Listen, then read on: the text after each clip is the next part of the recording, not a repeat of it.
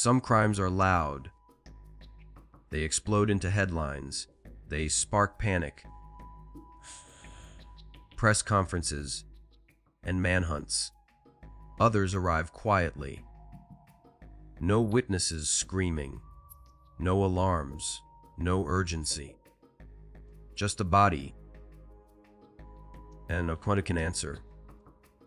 This is one of those cases. Thursday, April 19th, 1990, Hebron, Ohio. It's early morning, just after 80 Ozender's a.m. The sun is already up, but the day hasn't fully woken yet. The air is cool. The sky is pale. Interstate traffic hums. Steadily in the background, a worker pulls into the pilot truck. Stop on Lancaster Road, just off the junction of Interstate 70 and State Route 37. This isn't a quiet place. Semi-trucks line the parking lot. Engines idle. Drivers come and go. Employees start their shifts. It's the kind of location where nothing stays unnoticed for long, until something does.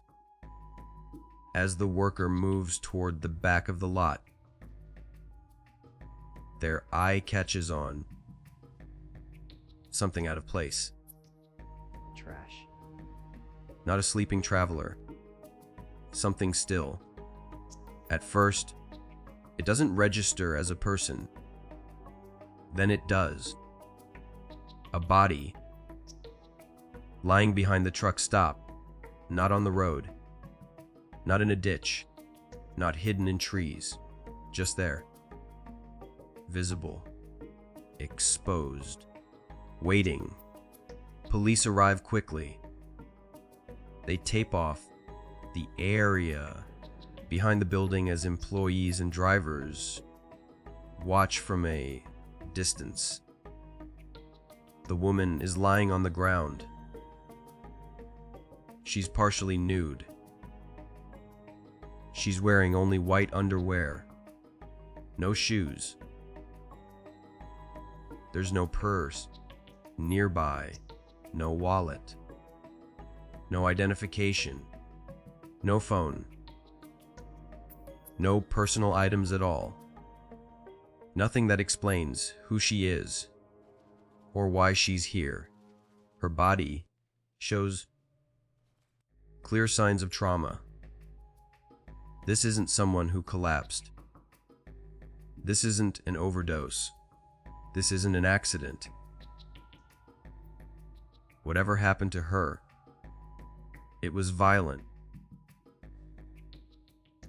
Her body is transported to the coroner's office, and by the time the autopsy is completed, there's no doubt left. She was beaten to death. The moment that determination is made, the case shifts. This is no longer a mysterious death. This is a homicide. Investigators begin documenting everything they can. They measure her. She's approximately 5 feet, 2 inches tall, weighing around 115 pounds. She has brown eyes. Her hair is reddish, brown, medium length. Based on her physical features, medical examiners estimate her age somewhere between her mid-20s and late 30s. They note small, but potentially identifying details. A small white mole on the right side of the bridge of her nose. A small brown mole on her right cheek. Details like these matter. They can be the difference between a body staying anonymous or being recognized. But there's a problem. No one knows who she is. Without identification, she becomes what law enforcement calls a Jane Doe, a placeholder name, a label that says, "We found a body, but not a life." From the very beginning, the location complicates everything. The pilot truck stop sits directly beside Interstate 70, one of the most heavily traveled highways in the region. Every day, people from different states pass through. Truck drivers, commuters, travelers, transients. Anyone could stop briefly and leave forever. Investigators believe almost immediately that the spot where her body was found is not where she was killed. There are no signs of a prolonged struggle, no overturned objects, no disturbed ground, no blood patterns consistent with a violent beating occurring there. The conclusion is unsettling. She was likely beaten somewhere else and dumped behind the truck stop afterward. That means the real crime scene, the place where she actually died, could be anywhere. A house, a vehicle, a motel room, another city, maybe another state. And now police are chasing a crime scene that doesn't exist anymore. Detectives begin the slow work. They interview truck stop employees. Did anyone see a woman matching her description overnight? Did anyone hear an argument? Did anything seem off? They talk to regular drivers. Anyone pick up a hitchhiker? Anyone see someone drop something behind the building? They ask about disturbances. They check logs. They review schedules. Nothing. They widen the scope. Was she traveling with someone? Was she passing through town? Was she local? No missing persons. Reports in the immediate area match her description. They circulate her image. Sketches are created. Fingerprints are taken and entered into databases. Dental records are charted. They reach out to surrounding states. Still nothing. No family calls. No friends come forward. No one says, "That's her." Days turn into weeks. Weeks turn into months. The story fades from the news. Without a name, there's no trail to follow. Police can't retrace her steps. They can't reconstruct her last day. They can't identify the last person who saw her alive. Eventually, the case shifts from active investigation to periodic review. Detectives move on to newer cases. Every so often, someone pulls the file back out. They look at the photos. They read the reports. They hope something jumps out that they missed. Nothing ever does. By the late 1990s, she exists mostly as paperwork. Evidence stored carefully. A Jane Doe entry in databases. A homicide that never stopped being one, but stopped moving. More than 25 years pass. Technology changes. Databases improve. DNA analysis becomes more advanced. But the woman behind the truck stop remains nameless. Somewhere out there, someone once knew her. Someone once spoke to her. Someone once saw her smile. It matches the other photo. Or laugh. So he was there. Exactly. Or get angry. But none of that made it into the file. All that remained was how she died. In 2016, far from Ohio, a family in Louisville, Kentucky makes a difficult decision. They file a missing person report. The woman they're reporting is named Patrice Clee. She's been gone for years.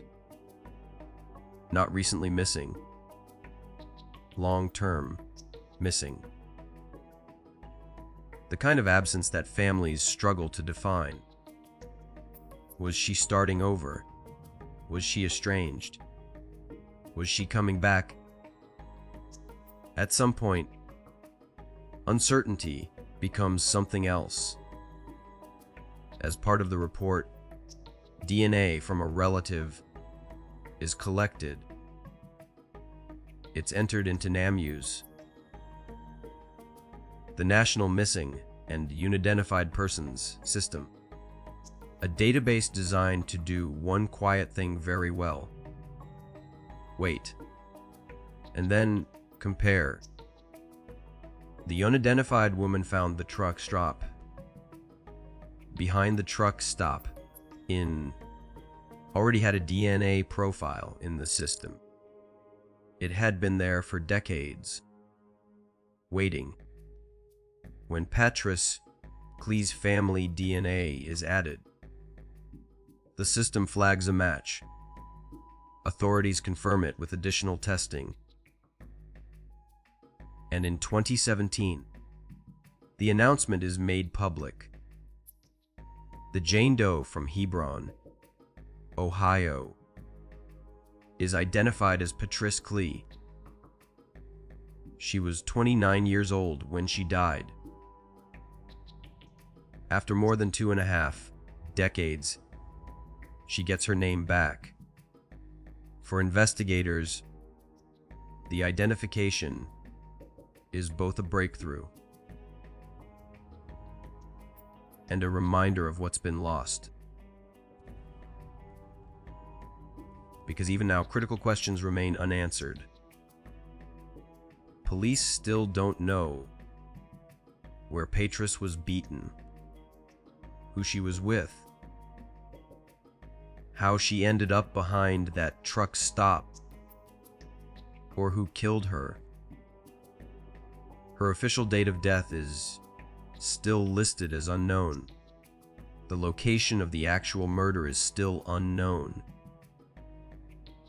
There are no named suspects, no arrests, no closure. What a DNA gave her was dignity, but it didn't give her justice.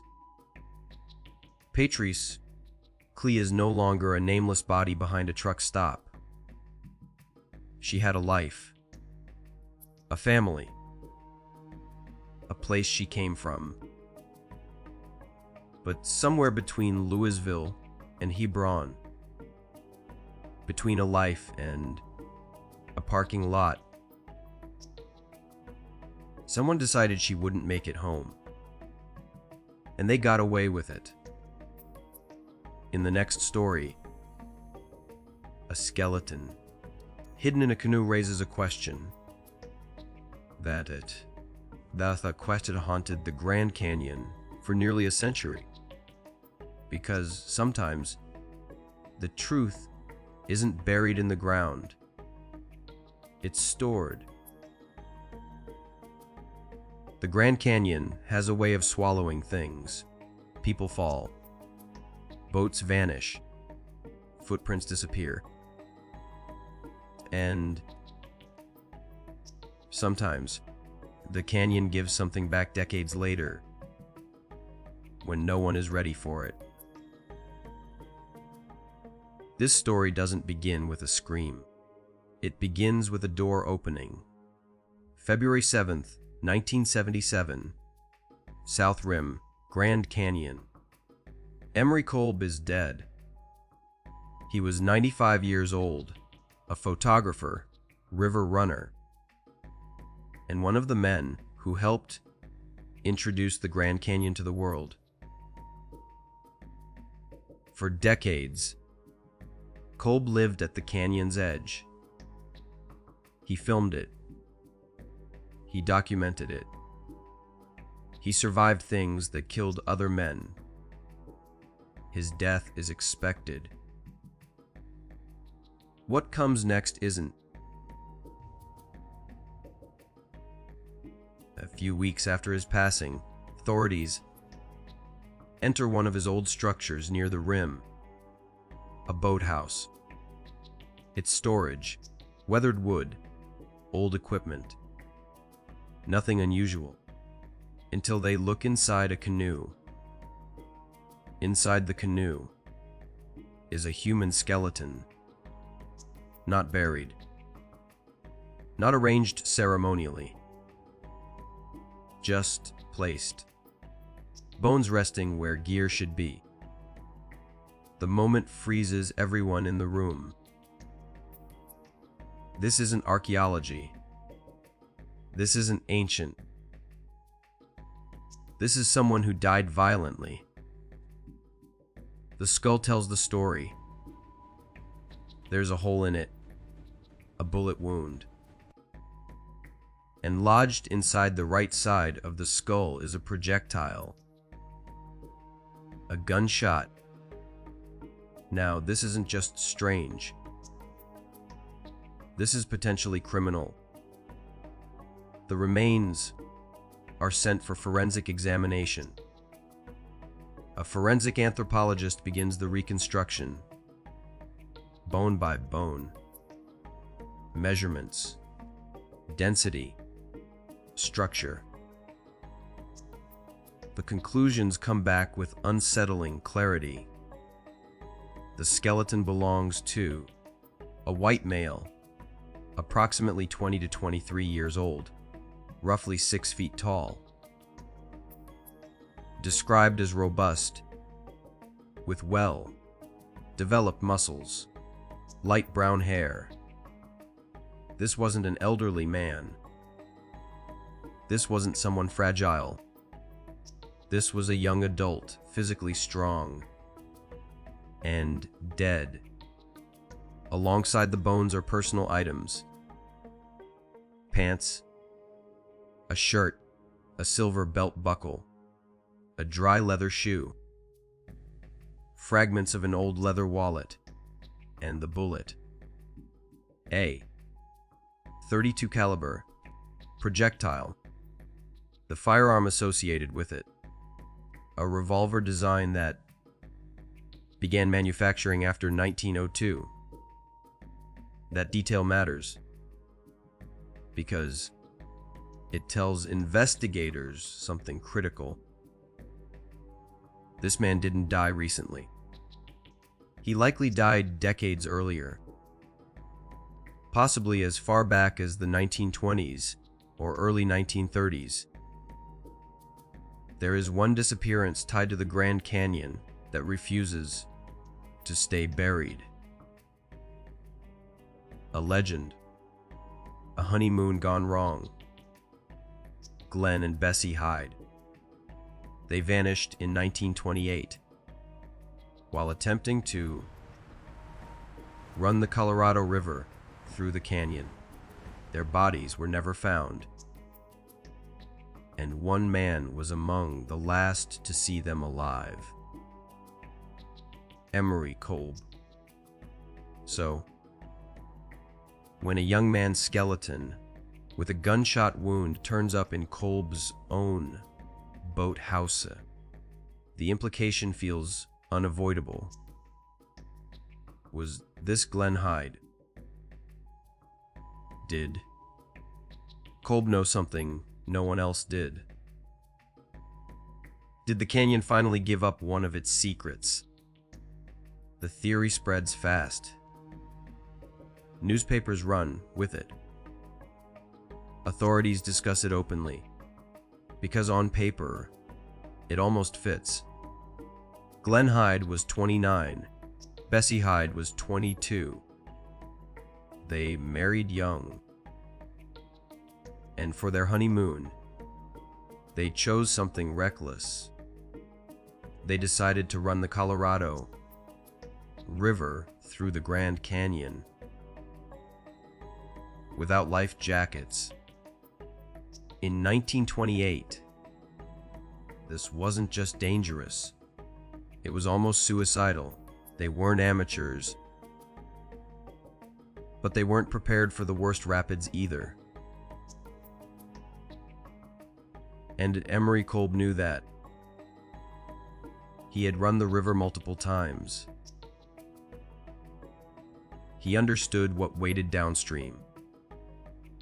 When Glenn and Bessie reached the south rim, they visited Kolb. He photographed them. Those photographs still exist. According to people close to him, Kolb was deeply uneasy. He warned them. He offered life jackets, inner tubes, even a place to stay through winter. Glenn refused all of it. There's a quote attributed to him that still unsettles people. "I'm going to do it without or else." On November 16, 1928, Kolb's wife and daughter drove Glenn and Bessie back down to the river. Before leaving, Bessie reportedly at Kolb's daughter's shoes and said, "I wonder if I shall ever wear pretty shoes again." It's the kind of line that feels too perfect to be real, but it's documented. They continued downriver. They were last seen traveling briefly with another adventurer, Adolphe Sutro. After November 18th, they were never seen again. When Glenn and Bessie failed to reach Needles, California, by December 9th, a massive search began. Glenn's father organized expeditions, hired trackers, even convinced the Secretary of War to authorize aerial searches. On December 19th, Army pilots spotted their boat lodged among rocks near the lower canyon. When Kolb reached it days later, what he found deepened the mystery.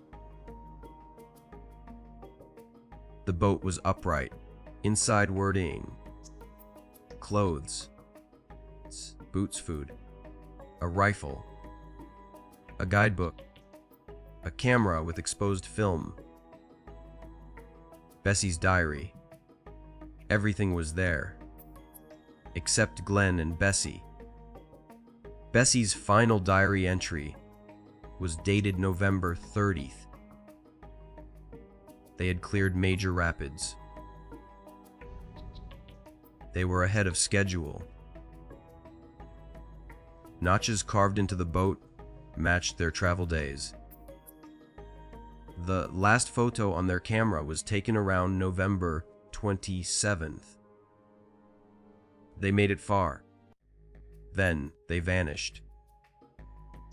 Back in 1977, the skeleton in Kolb's canoe undergoes further analysis, and the theory begins to crack. First problem: age. The skeleton belongs to someone 23. Len Hyde was 29. not impossible, but not clean. Second problem, cause of death. The skeleton died from a gunshot wound. The Hyde theory was always drowning. And then comes the final test. The skull is compared to known photographs of Glenn Hyde. Eye sockets, cheek width, jaw structure. The result is definitive. The skull does not match Glenn Hyde. The bone structure is wrong in multiple places. Whatever happened to Glenn Hyde, these bones are not his. The moment that conclusion is reached, the case pivots. Now the question isn't about the Hydes anymore. It's worse. If the skeleton isn't Glenn Hyde, then who is this young man? And why were his remains stored in Emery Kolb's boathouse? For years, that question has no answer, until history quietly catches up. In 2006, old photographs and documents from the 1930s are donated to the Grand Canyon Museum collection. Among them are images that stop researchers cold. A human skeleton lying on a ledge beneath the canyon rim near Shoshone Point. A ranger report dated June 4th, 1933 describes the scene. A skeleton. A .32 caliber revolver near the right hand. Cartridges nearby. A bullet hole above the right temple. At the time, the death was ruled a suicide. The remains appeared to have been there for several years before discovery. In 2008, a cold case investigator compares the 1933 photographs with the bones found in Kolb's canoe. The clothing matches. The injuries match. The bullet matches. They are the same person. The skeleton in the canoe is the skeleton found in the canyon in 1933. Suddenly, the story shifts. Kolb wasn't hiding a murder. At the time the skeleton was discovered, Kolb was serving as a county coroner's jury representative. When the remains couldn't be identified, it appears he took custody of them. Over time, they were stored, forgotten, left untouched for decades. The skeleton still has no name. The young man who died by gunshot sometime before 1933 remains unidentified. Glenn and Bessie Hyde remain missing, and one more story refuses to die. In 1971, during a rafting trip through the canyon, an older woman reportedly told fellow rafters, "I'm Bessie Hyde." She claimed Glenn became obsessed with finishing the trip, that he assaulted her, that she stabbed him and left his body in the river, then walked out of the canyon and started over. The story was told calmly, without drama, which is what unsettled people most. Later, the woman was identified as Elizabeth Cutler, a former psychology professor from Ohio. Records showed she was born in 1908 she was taller than Bessie Hyde, and she denied ever telling the story. She denied knowing Glenn or Bessie at all. There is no evidence connecting her to the Hyde disappearance. Just a story, a legend feeding on silence. The skeleton in the canoe belongs to a man whose name is still unknown. The Hydes vanished into the canyon, and Emery Kolb stood at the edge of all of it, not as a villain, but as a witness history never stopped questioning. The canyon keeps its secrets, and sometimes the truth isn't buried. A name can unlock a door, but it can also open a hallway with no end in sight. When investigators confirmed that the woman found behind the pilot truck was Patrice Klee, they expected answers to rush in. Friends, enemies, explanations. Instead, they found silence. Patrice Klee was 29 years old. She grew up in Kentucky, mostly around the Louisville area. To people who knew her, Patrice was complicated, but not invisible. She wasn't living a quiet, predictable life. She drifted, sometimes by choice, sometimes because life pushed her. She moved between places, stayed with friends, disappeared for stretches of time. But here's the thing investigators kept coming back to. She didn't vanish completely. She stayed in touch, off and on, with family.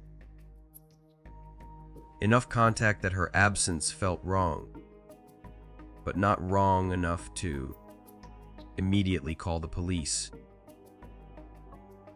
That delay would cost decades. Once Patrice was identified, detectives tried to rebuild her final days. This was harder than it sounds, because Patrice didn't leave behind a fixed address, steady employment, or a clear daily routine. She existed in gaps. Phone records were limited. Witness memories were faded. Some people she had known were gone themselves. But one question mattered more than all the others. When was Patrice last seen alive, and by whom? The last reliable information places Patrice somewhere in Kentucky, not Ohio. She didn't live near Hebron.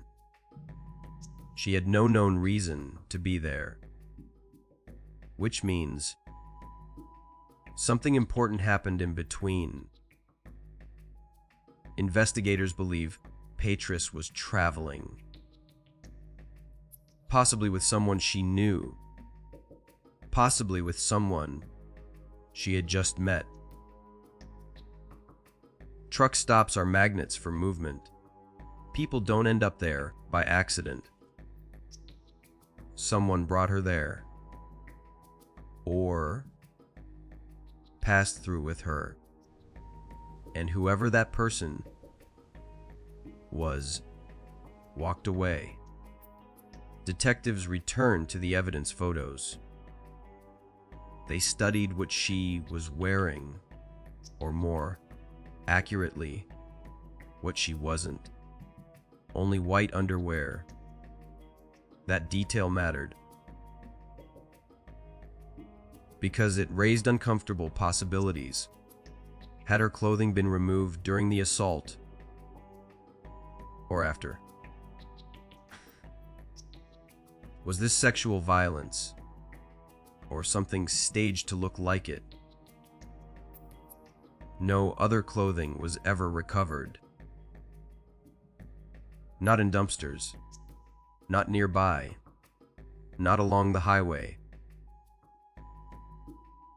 which suggests her clothes didn't come off at the truck stop. They were removed somewhere else, somewhere private.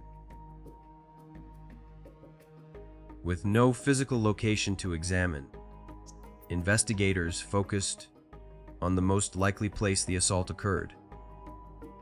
A vehicle,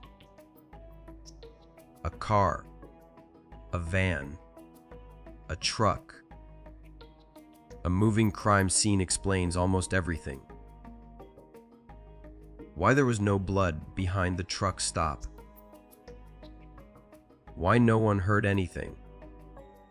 Why the location felt wrong? It also explains why the killer was able to disappear so completely. Highways erase people, especially in 1990. Truck drivers were interviewed extensively, not because they were suspects, but because of access.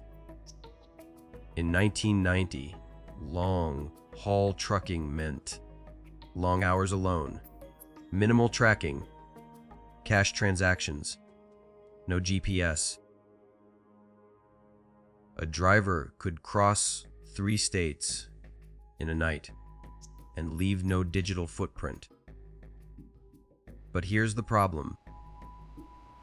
Thousands of trucks pass through that stop every week, and there was nothing.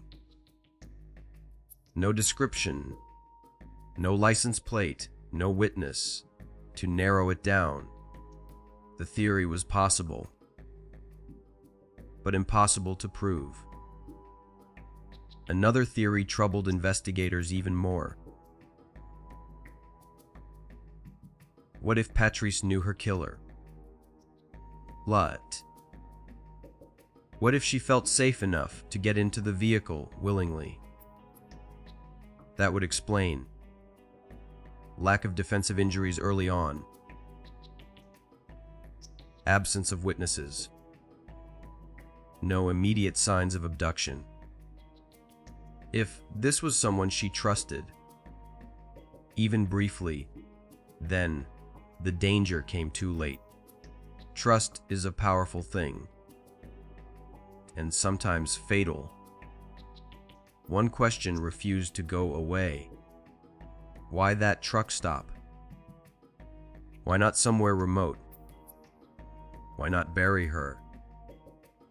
The answer might be chillingly simple. Simple. Because the killer wanted to get rid of her quickly.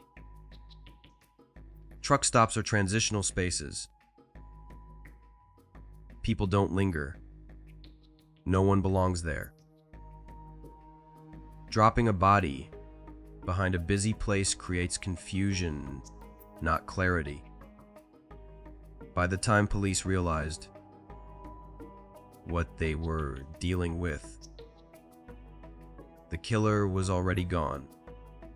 Even after identification, Patrici's case lacked one crucial thing: the killer's DNA. No usable foreign DNA was recovered from her body. No weapon was found. No fibers. No fingerprints. Nothing that could tie a specific person to her death. DNA gave Patrice her name back, but it didn't give police a suspect. Today, Patrice Klee's case remains officially unsolved. Her file is still active, still reviewed, still waiting. Detectives believe someone knows something. Someone remembers a ride. Someone heard a confession that never made sense. Time doesn't erase guilt. It just teaches it to hide. Patrice Clee didn't disappear. She was taken. And whoever did it counted on highways, distance, and time to protect them.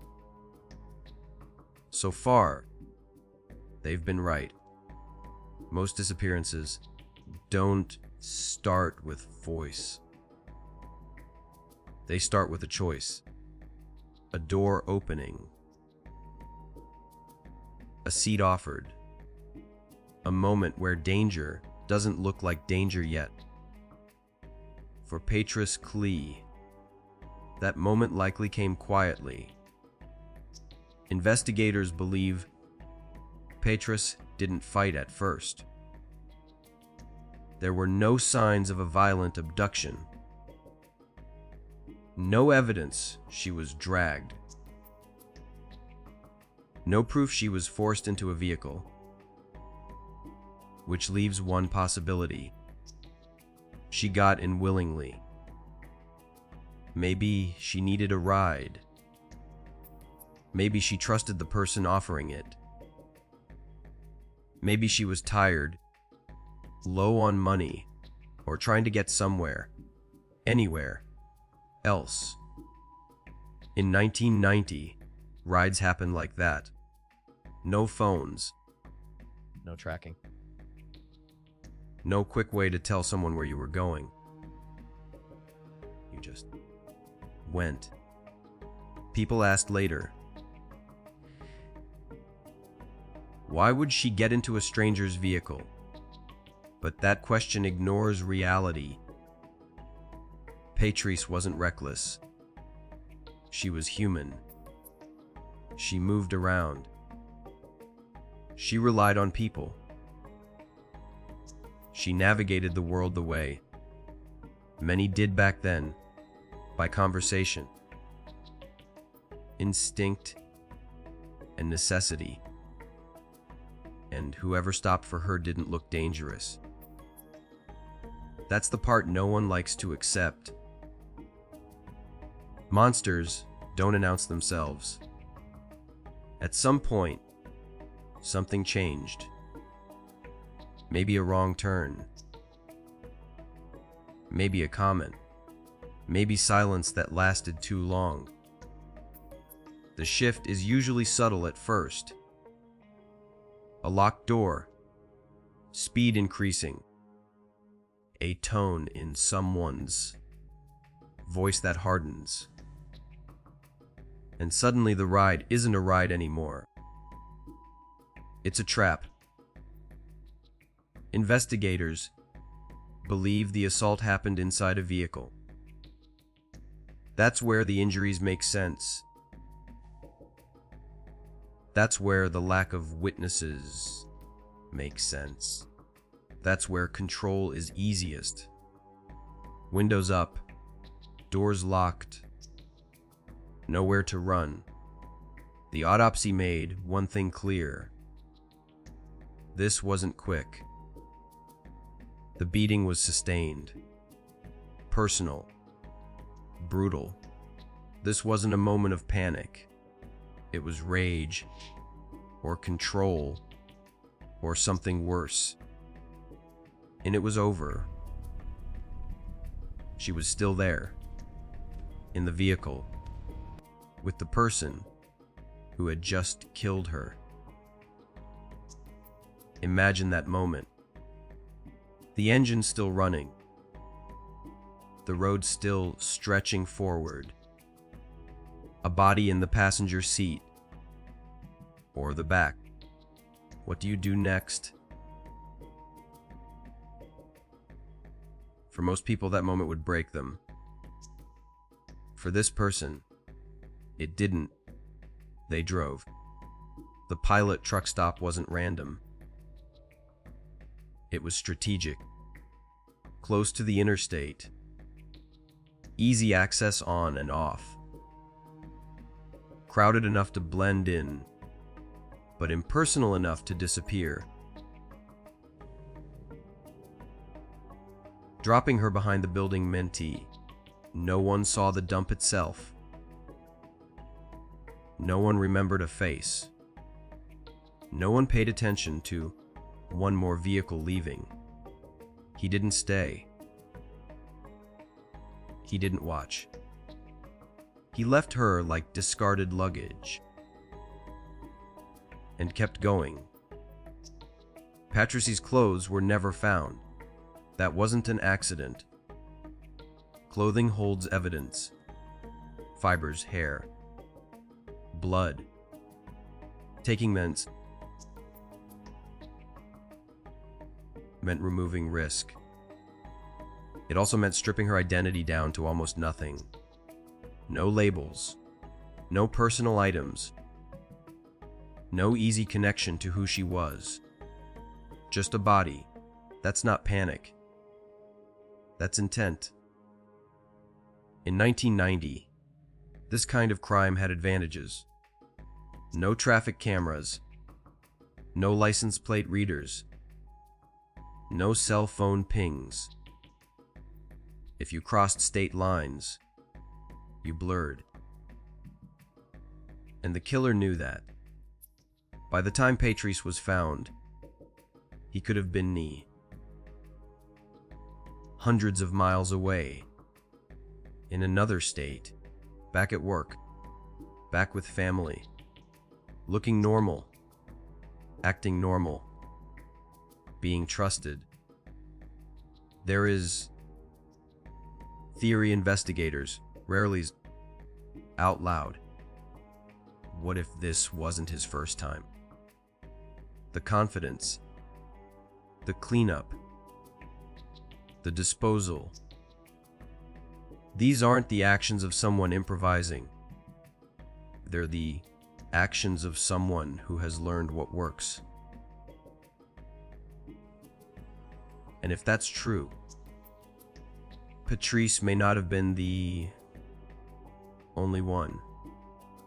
Somewhere out there, a man aged with the years. He watched technology change, watched cases get solved by DNA, watched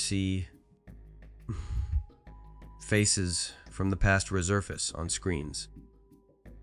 And every time an old case made the news, he checked to see if this one had finally caught up. It hasn't. Patrice Clee trusted someone for a moment. That moment cost her everything. And the person responsible didn't just take her life. They stole her future, and then vanished into the noise of the highway. But highways don't erase people. They only delay the truth. Patrice Clay was more than the way she died. She was someone who trusted, who hoped, who believed tomorrow was still hers.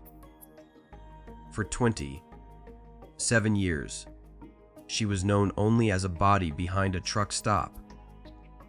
No name, no story, no justice. Now she has her name back. What she doesn't have is an answer. Somewhere the person responsible kept driving, built a life, aged, blended in. But the road remembers. Every mile carries witnesses. Every stop holds a memory, and time, no matter how long it takes, has a way of catching up, because cases like this don't disappear. They wait. If you know anything about the death of Patrice Clee, if a memory connects, if a story suddenly makes sense, someone is still listening.